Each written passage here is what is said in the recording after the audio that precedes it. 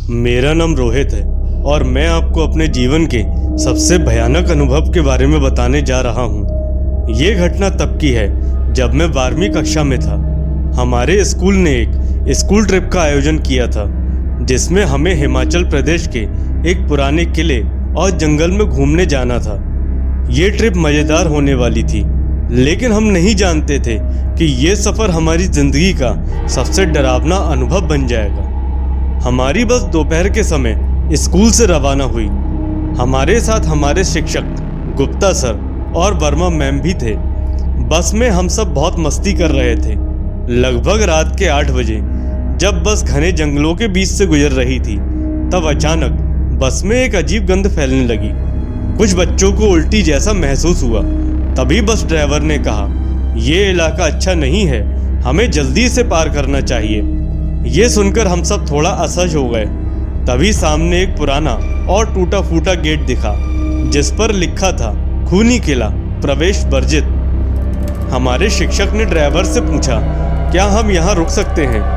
Driver ने घबराकर कहा, सर ये जगह अच्छी नहीं है, यहाँ कई लोगों के गायब होने की कहानियाँ सुनी हैं। लेकिन हमारी जिद के आगे सबको झुकना पड़ा और हम वहाँ रुक गए। किला पूरी तरह से खंडर था। उसके अंदर घुसते ही हमें अजीब सी ठंडक महसूस होने लगी, जबकि बाहर गर्मी थी। हवा में एक अजीब सी गंध थी, जैसे कोई चीज सड़ रही हो। हम सबने अपनी टॉर्च जलाकर अंदर जाना शुरू किया। अंदर के गलियारों में अंधेरा था, छतों पर मकड़ियों के जाले थे और हर तरफ धूल ही धूल थी।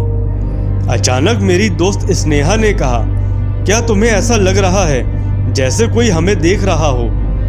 मैंने चारों ओर देखा, लेकिन वहां कोई नहीं था। हमें लगा कि वो बस मजाक कर रही थी।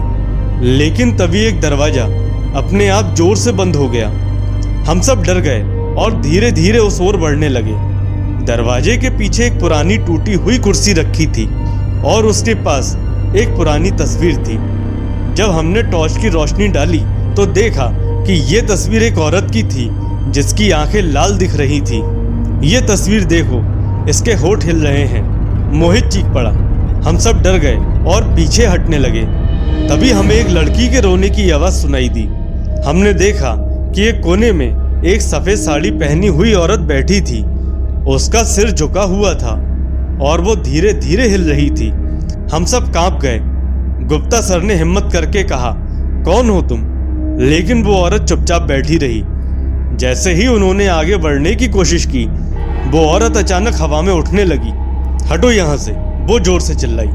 उसकी आवाज़ इतनी खौफनाक थी कि हमारी रूह कांप गई। उसके बाद उसने अपना सिर उठाया और हमने देखा कि उसकी आंखें पूरी तरह से काली थीं और उसके चेहरे पर खून टपक रहा था। स्नेहा बेहोश हो गई और हम सब बदहवास होकर भागने लगे, लेकिन रास्ता खत्म हो चुका था। तभी हमें पीछे से किसी ने पुकारा, रुको। हमने मुड़कर देखा तो वो औरत अब हमारे ठीक पीछे थी। हम सबने मिलकर दरवाजा तोड़ने की कोशिश की, लेकिन वो बंद हो चुका था। औरत हवा में तैरती हुई हमारी ओर बढ़ रही थी। तभी अचानक ड्राइवर अंकल और गांव के कुछ लोग वहां पहुंच गए। उनके हाथ में कुछ राख और मंत्रों की किताबें थी। उन्होंने हवा में राख फेंकी और कुछ मंत्र पढ़े। औरत जोर जोर से चिल्लाने लगी और धीरे धीरे गायब हो गई। हम सब कांप रहे थे, लेकिन किसी तरह वहां से बाहर निकल गए। अगले दिन हमें पता चला कि ये किला किसी राणा सिंह नामक राजा का था, जिसने अपनी पत्नी को मारकर यहाँ दफना दिया था। कई सालों से लोगों का कहना था कि उसकी आत्मा यहाँ भटक रही थी और जो भी इस किले में आता वो उसे कभी वापस नहीं जाने देती। हमें समझ आ गया कि हमारे साथ जो कुछ हुआ वो सच था। दोस्तों, उस दिन के बाद हमने तय किया कि हम कभी भी किसी खंडर या भूतिया जगह में नहीं घुसेंगे। आज भी जब रात को अकेले होता हूँ तो मुझे वो भूतिया चेहरा और काली आंखें याद आ जाती हैं।